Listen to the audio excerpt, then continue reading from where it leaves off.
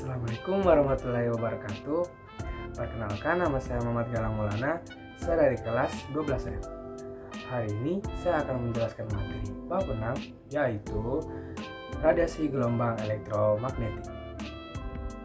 Nah, jadi kita mengenali dulu apa sih itu gelombang elektromagnetik. Gelombang elektromagnetik adalah gelombang gabungan antara medan listrik dan medan magnet yang saling tegak lurus, berosilasi dan merambat dengan melewati ruang. Gelombang ini membawa energi dari satu tempat ke tempat lain tanpa medium perambatan. Nah, jika kita udah tahu bagaimana pengertian gelombang, sekarang ayo kita simak bagaimana proses pembentukan radiasi gelombang tersebut. Jadi, gelombang elektromagnetik tercipta berkat adanya perubahan medan listrik yang menyebabkan medan magnet juga berubah. Dengan kata lain, gelombang ini terbentuk jika ada perubahan muatan yang dinamis. Nah, sebenarnya banyak loh jenis-jenis elektromagnetik. Jadi, apa aja sih jenis-jenis elektromagnetik? Ayo kita simak dan dengarkan beberapa jenis-jenis elektromagnetik.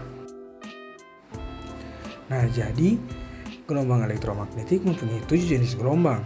Yang pertama yaitu gelombang radio, yang kedua yaitu gelombang mikro, yang ketiga yaitu gelombang inframerah, yang keempat itu gelombang cahaya tampak, yang kelima gelombang ultraviolet, yang keenam sinar X, dan yang ketujuh itu sinar gamma. Jadi kita langsung bahas saja gelombang yang pertama. Nah, jadi yang pertama itu gelombang radio. Gelombang radio terbentuk dari osilasi elektron rangkaian listrik dengan panjang gelombang lebih dari 1 meter. Ini merupakan gelombang elektromagnetik terpanjang, namun memiliki frekuensi paling kecil dibandingkan jenis lainnya.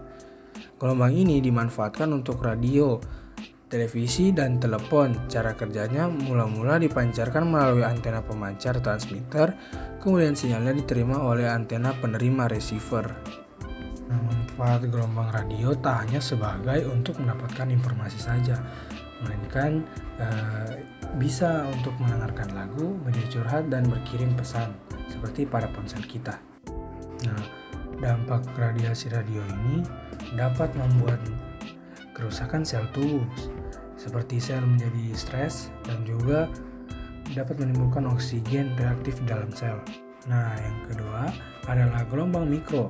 Gelombang ini sejatinya merupakan bagian dari gelombang radio, namun frekuensinya jauh lebih tinggi.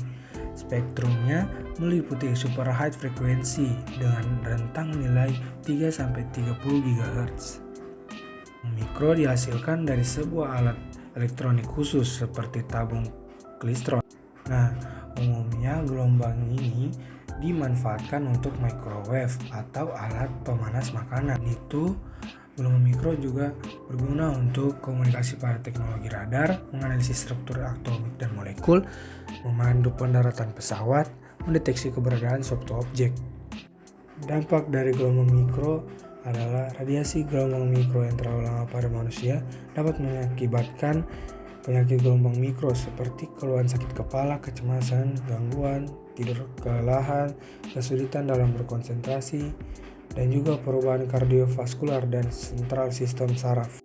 Selanjutnya yang ketiga yaitu gelombang inframerah.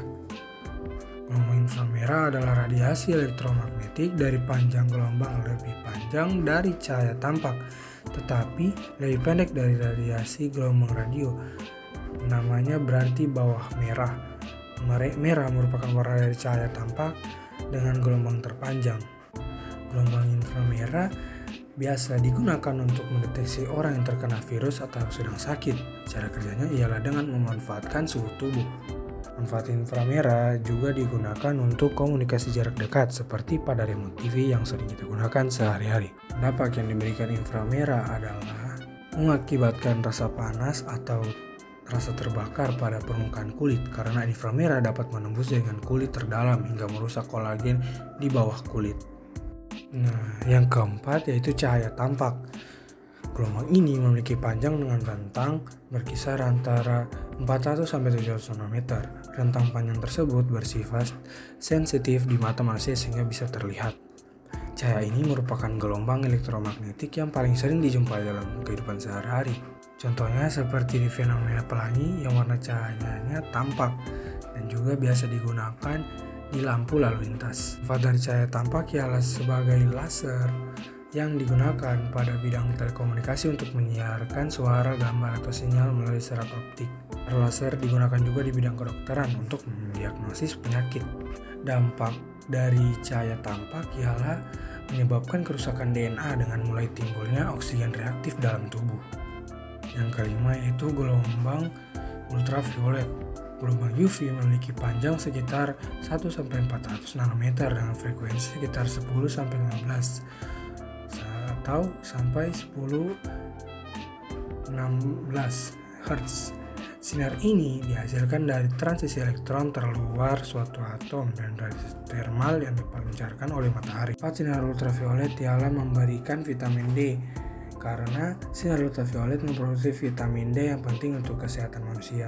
Nah, dampak dari sinar UV bisa membuat kulit menjadi kering serta berisiko tinggi untuk kanker kulit. Nah, yang keenam yaitu sinar X atau X-ray. Memiliki panjang gelombang yang cukup pendek dan rentang antara 0,01 sampai 10 nanometer. Namun frekuensinya cukup besar, yaitu antara 10 sampai 16 sampai 20 Hz. Sinar ini dihasilkan oleh transisi elektron yang lebih dalam atau terikat pada inti atom atau bisa juga terbentuk dari partikel yang diperlambat. Radiasi sinar X dapat menembus jaringan tubuh sehingga biasanya dimanfaatkan untuk bidang kesehatan seperti CT scan atau röntgen. Sinar X juga bekerja sebagai radioterapi untuk membunuh sel-sel tumor dan kanker dan juga mensterilkan peralatan medis. Dampak dari radiasi sinar X, dosis tinggi selama jangka waktu tertentu dapat menyebabkan pingsan, kebingungan, mual, muntah, diare, bahkan luka pada kulit serta pendarahan. Yang terakhir yaitu sinar gamma. Sinar gamma merupakan gelombang elektromagnetik yang panjangnya paling pendek, namun frekuensinya paling besar dibandingkan jenis gelombang lainnya. Frekuensinya sekitar 10-25 Hz. Sinar ini dihasilkan dari inti radioaktif ketika terjadi reaksi nuklir. Sama halnya dengan sinar X, sinar gamma juga dimanfaatkan pada bidang kesehatan. Biasanya sinar ini digunakan untuk membunuh sel-sel kanker dan juga digunakan sebagai radioterapi. Dampak radiasi sinar gamma pada dosis tinggi dalam jangka pendek juga dapat menimbulkan beberapa gejala, yaitu kulit memerah, lemas, pingsan, hingga kejang-kejang. Nah, jika kita sudah menyimak video tadi, kalian pasti sudah mengetahui apa itu pengertian gelombang elektromagnetik, jenis-jenis gelombang elektromagnetik, dampak, dan juga manfaatnya. Nah, saran dari saya, ketika kalian menggunakan barang-barang gelombang elektromagnetik, gunakanlah dengan bijak. Jangan sampai hal tersebut bisa merugikan kita. Nah, sekian dari penjelasan saya. Sebelum saya mengakhiri video kali ini, saya akan memberikan kalian sebuah quotes. Jadi quotes saya yaitu, janganlah membuang-buang waktu, karena waktu itu sangatlah berharga. Jadi sekian dari saya pamit undur diri. Wassalamualaikum warahmatullahi wabarakatuh.